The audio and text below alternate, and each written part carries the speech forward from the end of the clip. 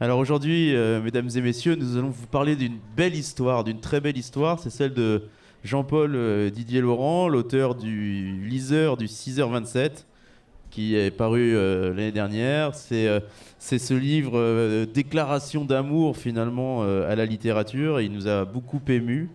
C'était cette histoire de Guylain Vignol, ouvrier d'une usine de pilonnage de livres. Et sa fantaisie dans ce quotidien qui était un petit peu bercé par la monotonie, c'était de lire à voix haute dans le RER, toujours sur le même serpentin, le RER de 6h27, de lire à voix haute des pages arrachées au hasard des griffes de la broyeuse.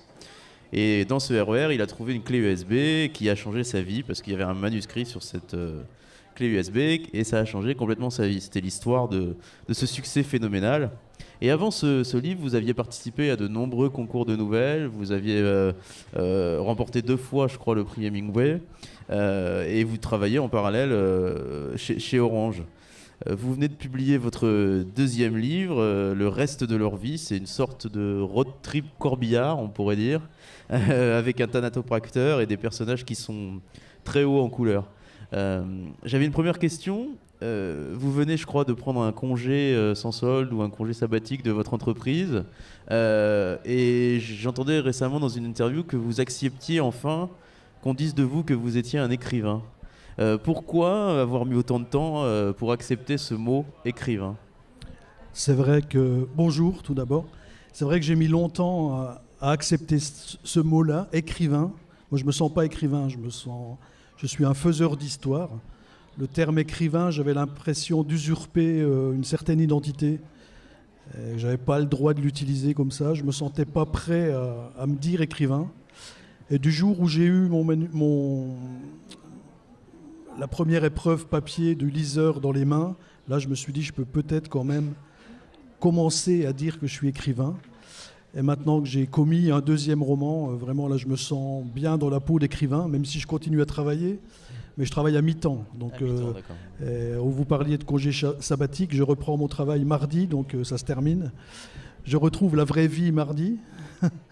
Mais je travaille à mi-temps, donc j'arrive très bien à concilier les deux et ça m'arrange bien comme ça.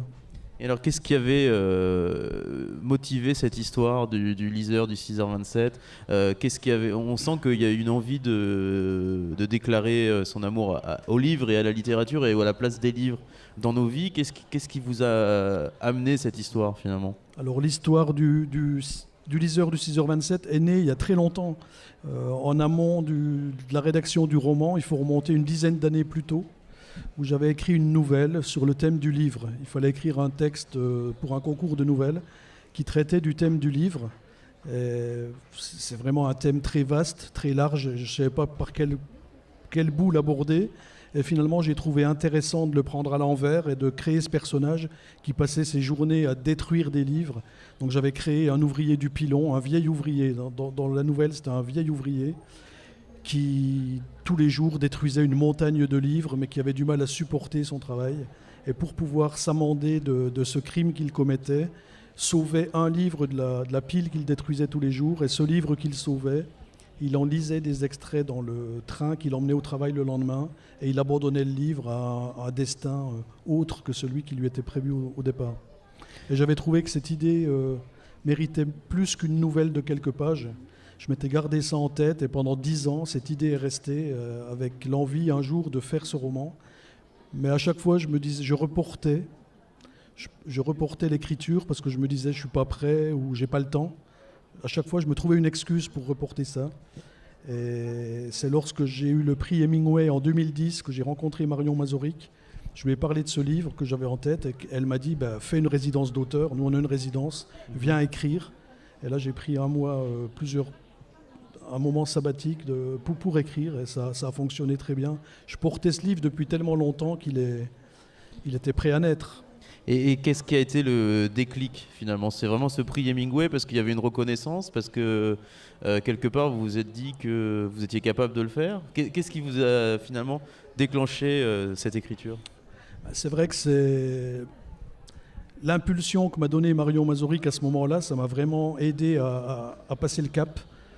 Ce que je repoussais depuis des années en me disant j'arriverai pas ou j'ai pas le temps. Moi je suis nouvelliste, en plus le roman me faisait peur.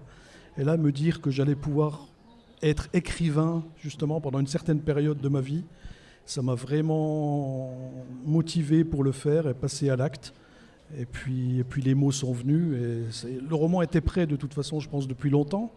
Mais c'était vraiment le passage à l'acte qui me posait problème. Et là, le fait d'être en résidence que pour ça, disponible à 100% pour ses personnages et pour son histoire, eh ben là, ça s'est fait tout seul finalement. Et alors, on dit souvent que le deuxième livre est peut-être parfois le plus dur pour les écrivains, que surtout quand le premier livre a été couronné d'un succès, que ça a créé une attente chez les lecteurs. Voilà, comment vous avez géré cette angoisse du deuxième livre et vous avez, c'est une histoire complètement différente. Voilà, comment vous avez fait le choix de l'histoire? Comment vous êtes mis dans ce road trip Corbillard un petit peu? Alors déjà la pression du deuxième roman, c'est vrai que tout le monde vous la met, hein. Même inconsciemment, tous les lecteurs du liseur qui me demandaient une suite ou voulaient autre chose, ils vous mettent la pression. Mon éditrice ne me l'a pas mise. Ça, par contre, je lui en suis très reconnaissante. Elle ne m'a jamais mis la pression. Et quand j'ai écrit Le reste de leur vie, ce deuxième roman, j'ai réussi à faire abstraction complètement des lecteurs. Je pense que la difficulté du deuxième roman, elle réside dans le fait qu'on a envie de plaire aux lecteurs. Et tous ces lecteurs qu'on a eus dans le premier, on se dit qu'est-ce qu'ils attendent de moi, qu'est-ce que je pourrais écrire pour leur faire plaisir. Et ça, c'est le piège dans lequel il ne faut pas tomber parce qu'on n'arrive pas à écrire. Si on commence à penser ça, personnellement, je n'arriverai pas. Donc j'ai réussi à vraiment zapper ces idées-là et à me plonger dans mon histoire avec beaucoup de plaisir. J'ai mis 2 mois pour l'écrire, donc il a été assez rapide à écrire.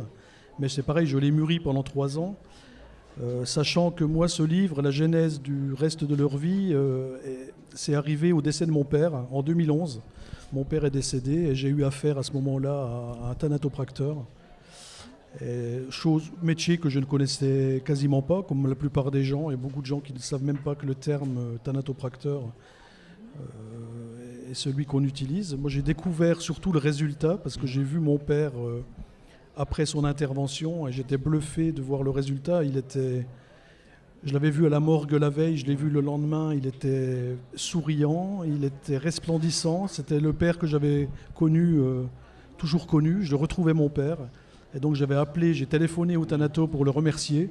D'accord. Vraiment. Et il était surpris que je l'appelle. Il dit on nous dit jamais ça. Je dis oui, mais moi je tenais à vous le dire parce que vous avez fait un travail sur mon père que je trouve exceptionnel et je vous remercie. Et l'idée du personnage d'Ambroise est née à ce moment-là. Je me suis dit, mais ça, ce serait génial, un personnage de roman qui fait ce travail, qui s'occupe d'embaumer les corps. Déjà, c'est plutôt rare. Et en plus, on ne les voit pas, on n'en parle jamais. Et j'ai fait une rencontre 6 mois plus tard. J'ai rencontré quelqu'un en feria à Nîmes. On m'a présenté quelqu'un, on a discuté. Je parlais de littérature, de livres. Et je lui ai parlé de ce roman que j'avais en tête, avec un personnage qui était thanatopracteur. Et à la fin de l'entretien, à la fin de la discussion, cette personne que j'avais en face de moi me dit « Mais tu sais ce que je fais comme travail ?» Je dis « Non ». Il me dit « Je suis thanatopracteur ». Alors là, j'ai dit là, il y a des signes qui ne trompent pas, ouais. Et c'est lui que je remercie à la fin du livre parce qu'on est restés très amis et j'ai vécu avec lui une expérience extraordinaire en le suivant dans son travail. Dans votre roman, que ce soit dans Le Liseur ou que ce soit dans le reste de leur vie, il y a toujours une volonté de faire un peu passer une joie de vivre, de faire du bien aux gens, de leur donner quand même un espoir dans un monde qui est quand même dans le reste de leur vie par rapport à la mort, dans Le Liseur, dans un monde finalement où il y a la monotonie qui gagne un peu tout le monde, le quotidien difficile.